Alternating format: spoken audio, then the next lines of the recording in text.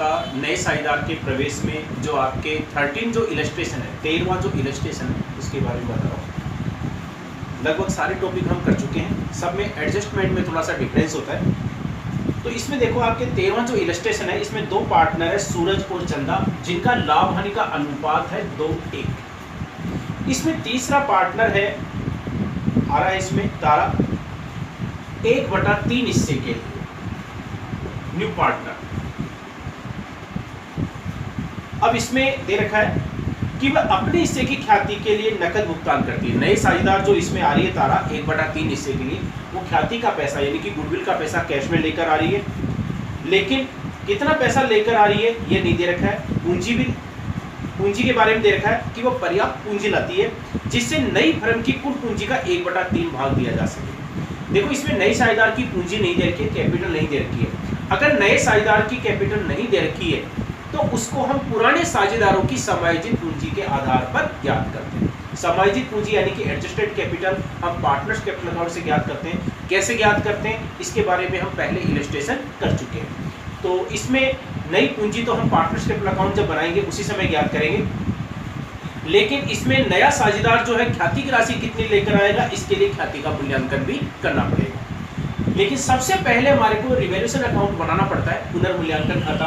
Revaluation account में हमारे को गुडविल की या कैपिटल की आवश्यकता नहीं है, तो इसमें संपत्ति और दायित्वों के मूल्य में जो परिवर्तन होता है वो परिवर्तन हमारे को इसमें दिखाना है। तो देखो इसमें एडजस्टमेंट जो है सबसे पहला दे रखा है कि देनदारों पर आयोजन को 9,000 रुपये तक घटाया जाए, यानी कि देनदारों पर बैड डेब्ट्स का जो प्रोविजन है पहले इसमें दे रखा था पुरानी बैलेंस शीट में 24,000 और इसमें दे रखा है 9,000 रुपये तक घटाया जाए, यानी कि तक रखा जाए। यानी कि अब बैड डेब्ट्स का प्रोविजन 9,000 रहेगा। अब 9,000 रहेगा तो पहले कितना था 24,000, तो इसमें कितनी कमी हो गई आपके 15,000। बैड डेब्ट्स का जो प्रोविजन है वो लायबिलिटीज होती है और लायबिलिटीज में इसमें कमी कितनी हो रही है 15,000। लायबिलिटीज यदि डिक्रीज होती है, कमी होती है लायबिलिटीज में, तो उसको हम रिवैल्यूएशन अकाउंट में कहाँ दिखाते हैं CR से, बाय बैड डेब्ट्स प्रोविजन 15,000 तक घटाया जाए, यानी कि तक रखा जाए, इसका मतलब ये। इसके बाद में देखा कि रहतिये का पुनर्मूल्यांकन 1,20,000 रुपये पर किया जाए। स्टॉक का जो मूल्य है अब 1,20,000 रहेगा, तो पुरानी बैलेंस शीट में देखो स्टॉक का मूल्य कितना था 90,000 और अब 1,20,000 है, तो इसमें एसेट्स वो इंक्रीज हो रही है 30,000 और एसेट्स यदि इंक्रीज होती है, संपत्ति में वृद्धि होती है, तो उसको हम कहाँ दिखाएंगे CR साइड बाय स्टॉक 30,000। इसके बाद में दे रखा है कि मशीन को 20,000 रुपये तक घटाया जाए, यानी कि तक रखा जाए, यानी कि अब मशीन का मूल्य 20,000 ही रहेगा, तक घटाया जाए यानी कि तक रखा जाए।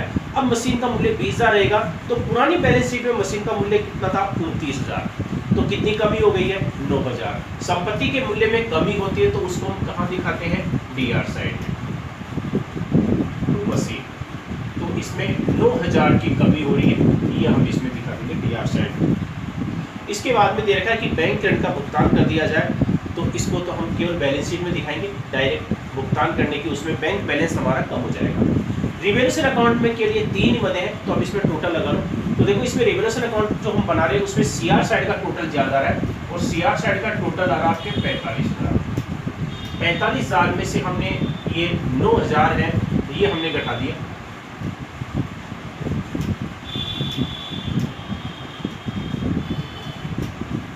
₹36,000 का जो डिफरेंस आ रहा है ये फर्म को क्या हो रहा है प्रॉफिट, क्योंकि CR साइड का यदि टोटल ज़्यादा होता है तो रिवैल्यूएशन में हमारे को प्रॉफिट होता है। इस प्रॉफिट की राशि को पुराने साझेदार बांट लेंगे और पुराने साझेदार है इसमें सूरज और चंदा,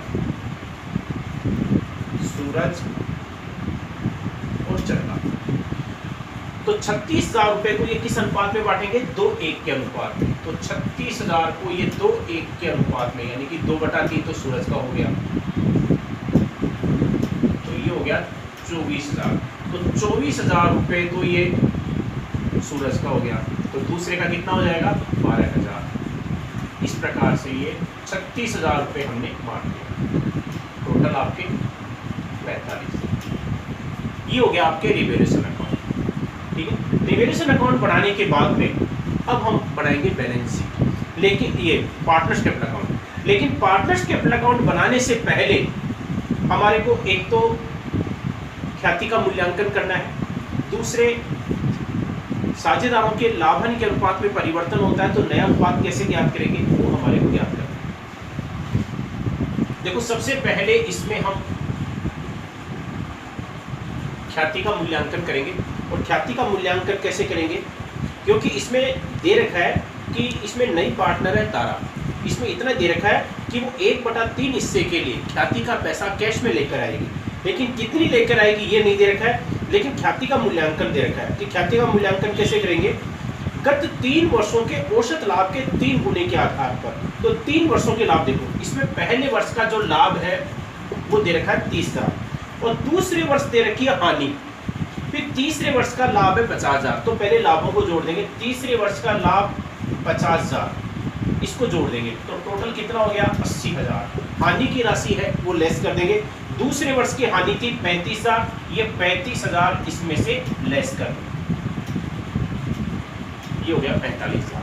अगर तीनों वर्षों का लाभ होता तो तीनों को जोड़ देते, लेकिन एक वर्ष हानि है इसलिए हम उसको लेस कर देंगे लाभों को जोड़ करके। तो इस प्रकार से ये 3 वर्षों का लाभ जो 45,000 है एवरेज औसत लाभ कैसे ज्ञात करेंगे, इसमें 3 का भाग दे देंगे, तो ये आपके हो गया 45,000। औसत लाभ के 3 गुने के आधार पर फिर उसको 3 से मल्टीप्लाई कर देंगे, तो आपके अमाउंट कितना हो गया 45,000। तो फर्म की टोटल जो गुडविल है वो 45,000 है, और नया साझेदार का जो हिस्सा है वो कितना है 1/3। तो 45,000 में इसका 1/3 है वो कितना हो गया 15,000। यानी कि इसमें जो नई पार्टनर है तारा वो 1/3 हिस्से के लिए ख्याति के रूप में कितना पैसा लेकर आएगी कैश 15,000, क्योंकि हमने ख्याति का जो मूल्यांकन किया है उसमें फर्म की टोटल गुडविल 45,000 आ रही है, और नए साझेदार का यानी कि नए पार्टनर का जो शेयर है वो 1/3 है, तो 45,000 का 1/3 है वो 15,000 होता है, तो 15,000 रुपये। इस 15,000 की राशि को पुराने साझेदार बांटेंगे सैक्रिफाइस रेशियो। अच्छा देखो इसमें न्यू रेशियो नहीं दे रखा है, नया अनुपात नहीं दे रखा है, और प्रश्न में यह भी नहीं दे रखा है कि नया साझेदार पुराने साझेदारों से कैसे लेगा। अगर प्रश्न में ऐसी कोई सूचना नहीं है तो सैक्रिफाइस रेशियो हमारे को निकालने की जरूरत नहीं है। सैक्रिफाइस रेशियो उतना ही होगा जितना उनका पुराना अनुपात था, और इनका पुराना अनुपात है वो कितना था 2:1, इसलिए सैक्रिफाइस रेशियो भी इसमें कितना होगा 2:1। इसका मतलब है कि नया साझेदार जो है 15,000 रुपये जो गुडविल के लेकर आ रहा है, इसको पुराने साझेदार ओल्ड जो पार्टनर है वो किस रेशियो में बांटेंगे 2:1 के अनुपात में। तो 15,000 को अगर 2:1 के अनुपात में बांटेंगे तो इसका 2/3 कितना हो गया 10,000, एक का 10,000 हो जाएगा और एक का 5,000 हो जाएगा।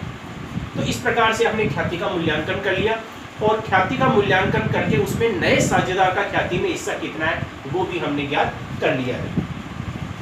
अगर हम इसमें नया अनुपात अगर ज्ञात करना चाहते हैं तो कैसे ज्ञात करेंगे, पुराने साझेदारों का अनुपात क्या था 2:1, फर्म का कुल लाभ कितना है 1 में से 1/3 उसने नए साझेदार को दे दिया, तो शेष कितना बचा 2/3। अब पुराने साझेदार है वो किस हिस्से को बांटेंगे 2/3 हिस्से को। किस प्रश्न में कुछ नहीं दे रखा तो किस अनुपात में बांटेंगे 2:1 के अनुपात में। तो 2/3 का सूरज का हिस्सा कितना हो गया 2/3, तो कितना हो गया 4/9। ये तो सूरज का हो जाएगा, ऐसे चंदा का हो जाएगा 2/3 का, इसका कितना है 1/3, तो कितना हो गया 2/9। 2/9 है वो किसका हो जाएगा चंदा का, तो 4/9, 2/9 और 1/3। रेशियो हम निकाल दिए, एलसीएम निकालते हैं 9, 4, 2 और 3। तो न्यू रेशियो है इनका 4, 2, 3 हो जाएगा। तो हमने ख्याति का मूल्यांकन कर लिया, ख्याति में उसका शेयर ज्ञात कर लिया, और न्यू रेशियो हमने ज्ञात कर लिया। अब हम बनाएंगे इसका पार्टनर्स कैपिटल अकाउंट, क्योंकि इसमें नए साझेदार की जो पूंजी है वो हम पार्टनर्स कैपिटल अकाउंट से ही ज्ञात करेंगे समायोजित पूंजी के माध्यम से। तो समायोजित पूंजी जब तक पार्टनर्स कैपिटल अकाउंट नहीं बनाएंगे तब तक हम ज्ञात नहीं कर सकते। तो पार्टनर्स कैपिटल अकाउंट देखो कैसे बनाएंगे। पार्टनर्स कैपिटल अकाउंट देखो, पार्टनर्स कैपिटल अकाउंट में सबसे पहले हम पूंजी का प्रारंभिक शेष बाई बैलेंस बीडी, तो इसमें सूरज और चंदा की जो कैपिटल है वो दे रखी है 1,20,000 और 60,000, 1,20,000 और 60,000। नया साझेदार है वो कितनी कैपिटल लेकर आएगा, ये हम सबसे लास्ट में ज्ञात करेंगे, क्योंकि जब तक इनकी समायोजित पूंजी ज्ञात नहीं होगी, एडजस्टेड कैपिटल ज्ञात नहीं होगी, नए साझेदार की कैपिटल हम ज्ञात नहीं कर सकते, इसलिए इसको हम खाली छोड़ देंगे, सबसे लास्ट में ज्ञात करेंगे। और मध्य हम दिखा देंगे। देखो इसमें रिवैल्यूएशन अकाउंट हमने जो बनाया था उसमें प्रॉफिट हुआ था, और प्रॉफिट को हम कहाँ दिखाते हैं, सीआर साइड में। रिवैल्यूएशन प्रॉफिट का आया था आपके 24,000 और 12,000, ये रिवैल्यूएशन प्रॉफिट हो गया। अब देखो इसमें नया साझेदार जो है, नया इसमें न्यू पार्टनर तारा है, और तारा है वो ख्याति में उसका जो शेयर हमने ज्ञात किया था 15,000 आया था, और 15,000 रुपये वो कैश में लेकर आ रही है, और चूंकि नए साझेदार की ख्याति पर पुराने साझेदारों का अधिकार होता है और वो इसको सेक्रीफाइस रेशियो में बांटते हैं। सेक्रीफाइस रेशियो इसमें 2:1 ही आ रहा है, तो 15,000 को ये 2:1 के अनुपात में बांटेंगे, इसको भी सीआर साइड में दिखा देंगे। तो 15,000 को 2:1 के अनुपात में बांटेंगे, तो इनका शेयर आ रहा है 10,000 और 5,000, ये हमने गुडविल बांट दी। अब देखो इसमें प्रश्न में जो और सूचना दे रखी है, इसमें पुरानी जो बैलेंस शीट दे रखी है उसके एसेट्स पक्ष में देखो, पुरानी बैलेंस शीट के एसेट्स पक्ष में सबसे पहले दे रखी है गुडविल। इसमें पुराना ख्याति खाता खुला हुआ है, अगर पहले से ख्याति खाता खुला हुआ होता है उसको हमेशा बंद करते हैं, अपलिखित करते हैं, यानी कि रिटर्न ऑफ करते हैं। पहले भी हम कर चुके हैं, तो पुरानी ख्याति को अपलिखित करते हैं, यानी कि बंद करते हैं पुराने साझेदार पुराने अनुपात में। किस साइड में, डीआर साइड में। इसमें 36,000 जो दे रखी है, 36,000 को किस अनुपात में अपलिखित करेंगे, 2:1 के अनुपात में। तो 36,000 को अगर 2:1 के अनुपात में अगर अपलिखित करते हैं, तो इसमें सूरज का आ रहा है 24,000 और चंदा का आ रहा है 12,000, ख्याति को हमने बंद कर दिया। इसके बाद में एसेट्स पक्ष में एक मद और दे रखी है P&L, ये अनडिस्ट्रीब्यूटेड लॉस कहलाता है, अवितरित हानि। पहले की हानि का जो शेष होता है उसको भी पुराने साझेदार डीआर साइड में बांटेंगे, कोई पुराने अनुपात में। तो 9,000 रुपए को वही 2:1 के अनुपात में, तो 6,000 और 3,000, ये P&L हो गया। अब देखो इसमें एसेट्स पक्ष की जो मदें थी जो हमारे को इसमें दिखानी थी वो हमने दिखा दी। अब लायबिलिटी साइड में देखो, लायबिलिटी साइड में दे रखा है जनरल रिजर्व। जनरल रिजर्व जो होता है अनडिस्ट्रीब्यूटेड प्रॉफिट होता है, और इसको हमेशा सीआर साइड में बांटा जाता है, वही पुराने साझेदार पुराने अनुपात।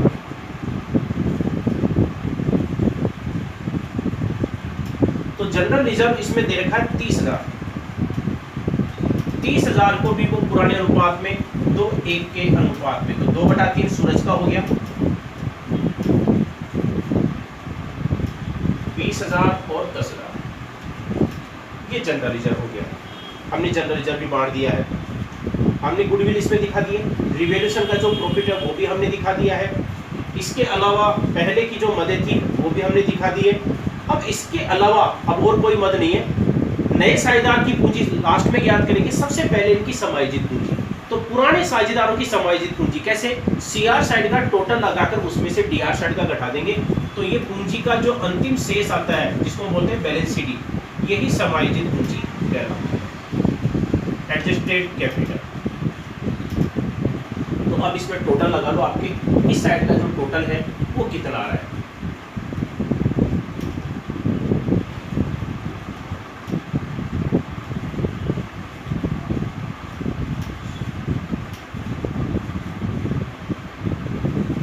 सीआर साइड का टोटल आ रहा है 1,74,000,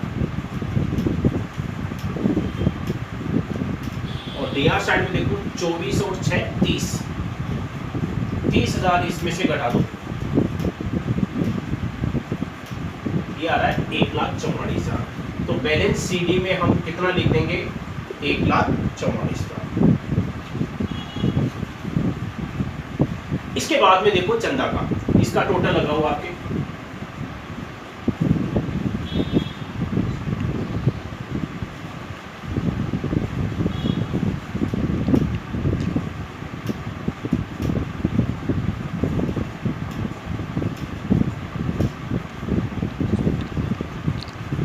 'CR' साइड का टोटल आ रहा है 87,000 और DR साइड में कितना आ रहा है 15,000। 87,000 में से 15,000 हम लेस कर देंगे, कितना आ गया 72,000। तो इसका जो बैलेंस है वो आ गया आपके 72,000। पुराने साझेदारों की समायोजित पूंजी हमने ज्ञात कर ली। अब नए साझेदार की जो कैपिटल है वो हम कैसे ज्ञात करेंगे, वो देखो इसमें नया साझेदार जो है इसमें नई पार्टनर है तारा, तो तारा आ रही है 1/3 हिस्से के लिए। तो पहले इनकी समायोजित पूंजी 1,44,000 सूरज की आ रही है और 72,000 चंदा की, इनका टोटल लगा लो 2,16,000। फर्म की कुल पूंजी कितनी है 1 में से 1/3 हिस्सा तो तारा का है, तो शेष कितना बचा 2/3। यानी कि इन दोनों की जो पूंजी है कितने हिस्से के बराबर है 2/3 हिस्से के बराबर। जब 2/3 के लिए इतनी है तो 1/3 के लिए कितनी होगी, तो कैसे निकालेंगे कि 2/3 हिस्से के लिए पूंजी 2,16,000 है, चूंकि 2/3 इसलिए 1/3 के लिए कितनी होगी, चूंकि हिसाब से करते ये वाली संख्या हमेशा नीचे आती है, बटे में तो पलट जाएगी आपकी 3/2 और ये आपके 1/3, 3 से 3 कट गए 1,08,000। इसमें नए साझेदार की जो कैपिटल है वो आ रही है 1,08,000। तो इसका मतलब है कि नया साझेदार जो है कितनी कैपिटल लेकर आएगा 1,08,000। जब 1,08,000 लेकर आएगा तो बैलेंस शीट में भी हम कितना दिखाएंगे 1,08,000। ठीक है, ये आपके टोटल हो गए, टोटल कर दो इसका 1,74,000, इसका 87,000 और इसका 1,08,000। ये हमारा पार्टनरशिप अकाउंट हमने हमारा बढ़ गया, कैपिटल हमने ज्ञात कर लिए। अब हम बढ़ाएंगे बैलेंस शीट। पार्टनरशिप अकाउंट के बाद में अब हम बढ़ाएंगे बैलेंस शीट। तो बैलेंस शीट के लिए पुरानी बैलेंस शीट को ध्यान में रखना होगा। पुरानी जो बैलेंस शीट दे रखी है उसमें एसेट्स पास में देखो, सबसे पहले दे रखा है कैश बैलेंस।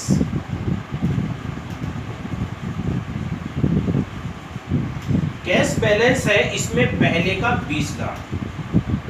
20,000 का कैश बैलेंस पहले से था और इसमें जो न्यू पार्टनर है तारा वो कितनी कैपिटल लेकर आ रही है 1,08,000 कैश लेकर आ रही है। इसके अलावा ख्याति के नाम से है वो कितना पैसा लेकर आई 15,000। इसके अलावा और कोई कैश नहीं आया तो इसका टोटल लगा लो 1,43,000। तो हमारा जो कैश बैलेंस है वो कितना होगा 1,43,000। कैसे 20,000 पहले से था, 1,08,000 कैपिटल के जो कैश में आए थे और 15,000 गुडविल के, तो 1,43,000 हम कैश बैलेंस दिखा देंगे। कैश बैलेंस के बाद में आता है बैंक बैलेंस। इसमें कैश और बैंक बैलेंस दोनों दे रखे हैं। इसमें बैंक बैलेंस दे रखा है 20,000, लेकिन इसमें यह भी दे रखा है कि बैंक ऋण का भुगतान कर दिया जाए। तो बैंक लोन इसमें दे रखा है लायबिलिटी साइड में, लायबिलिटी साइड में इसमें बैंक लोन दे रखा है 10,000। तो हमारे पास बैंक बैलेंस ज्यादा है तो हम 20,000 में से 10,000 रुपए बैंक लोन का पेमेंट कर देंगे, तो हमारे पास बैंक बैलेंस कितना बचा 10,000। तो बैंक बैलेंस हम दिखा देंगे 10,000 रुपए, क्योंकि 10,000 रुपए हम बैंक लोन का पेमेंट कर चुके हैं, तो अब उसको हम लायबिलिटी साइड में नहीं दिखाएंगे। इसके बाद में आता है डेटर्स। डेटर्स पुरानी बैलेंस शीट में दे रखे थे 60,000 और न्यू प्रोविजन के लिए दे रखा है कि देनदारों पर जो आयोजन है अब 9,000 रुपए रहेगा, तो इसमें से 9,000 ही लेस करेंगे।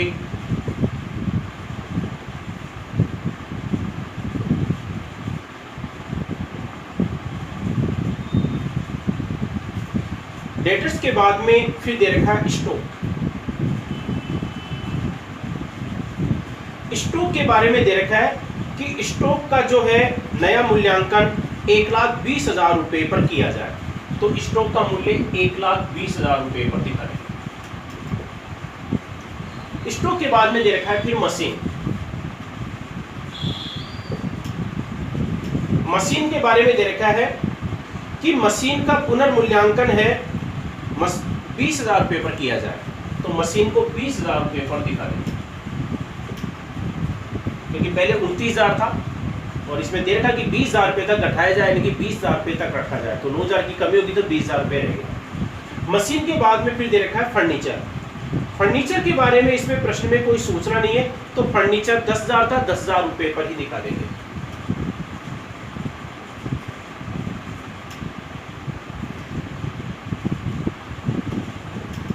ये फर्नीचर आपके 10,000 रुपये पर हो जाएगा। फर्नीचर के बाद में गुडविल। पुरानी जो गुडविल थी वो हमने अपलिखित कर दी थी, बंद कर दी थी, इसलिए उसको नहीं दिखाएंगे। पी&एल का जो पहले का बैलेंस था उसको हमने बांट दिया था, बंद कर दिया था, इसलिए उसको भी हम नहीं दिखाएंगे। यानी कि अब एसेट्स पक्ष में और कोई मत नहीं है। तो अब देखो लायबिलिटी साइड में। लायबिलिटी साइड में सबसे पहले दे रखा क्रेडिटर्स। क्रेडिटर्स का जो मूल्य है वो 30,000 था और क्रेडिटर्स में इसमें कोई परिवर्तन नहीं हुआ है, तो इसको 30,000 रुपये मूल्य पर ही दिखा देंगे। इसके बाद में दे रखा है बैंक लोन। तो बैंक लोन का हमने भुगतान कर दिया, हमने बैंक बैलेंस में से कम कर दिया, इसलिए उसको भी नहीं दिखाएंगे। जनरल रिजर्व है, जनरल रिजर्व को साझेदारों की तरह बांट लिया गया था, इसलिए उसको भी नहीं दिखाएंगे। तो अब हम दिखाएंगे कैपिटल।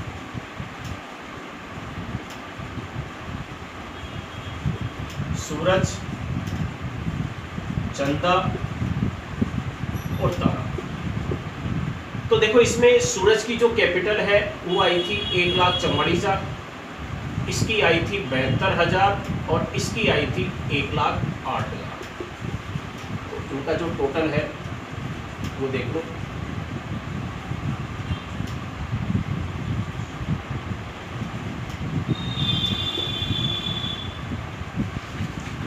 ये इनकी कैपिटल हो गई। अब देखो, अब इसमें बैलेंस शीट में अब और कोई मद इसमें नहीं है, सारी मदें हम दिखा चुके हैं। तो अब हम टोटल लगा लेंगे। तो लायबिलिटी साइड का जो टोटल है वो लगा लो।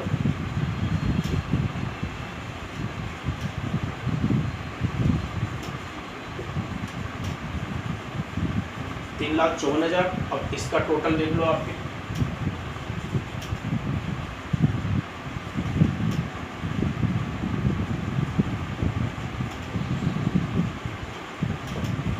टोटल भी आ रहा आपके यहाँ 3,54,000। तो देखो हमने बैलेंस शीट का टोटल बराबर आ गया है, सारे एडजस्टमेंट हमने दिखा दिए हैं। अधिकतर आपके जो इलस्ट्रेशन है, क्वेश्चन है, लगभग ऐसे ही इसी पैटर्न के हैं जिनके बारे में हम कर चुके हैं। तो आपको ये जो इलस्ट्रेशन बताया था, एक तो ये आपको सोल्व करना है फिर से कि इसमें हमने ख्याति का मूल्यांकन कैसे किया, किस प्रकार से बांटा और नए साझेदार की कुंजी हमने कैसे किया। इसके अलावा अब आपको क्वेश्चन करना है न्यूमेरिकल क्वेश्चन का, आपके पेज नंबर 86 पर। पेज नंबर 86 पर आपके क्वेश्चन नंबर 5, 5वां नंबर का जो क्वेश्चन है वो आपको सोल्व करना है, जो लगभग इसी पैटर्न का, या उसमें एक इलस्ट्रेशन हम पहले कर चुके थे, उस पैटर्न कुछ एडजस्टमेंट उससे मिलते जुलते हैं, जिसमें नया साझेदार कैपिटल और गुडविल दोनों लेकर आ रहा है, दोनों उसमें राशि शामिल है। तो ख्याति का मूल्यांकन करके उसका शेयर उसमें से घटा देंगे, तो बाकी जो राशि है वो कैपिटल की आ जाएगी।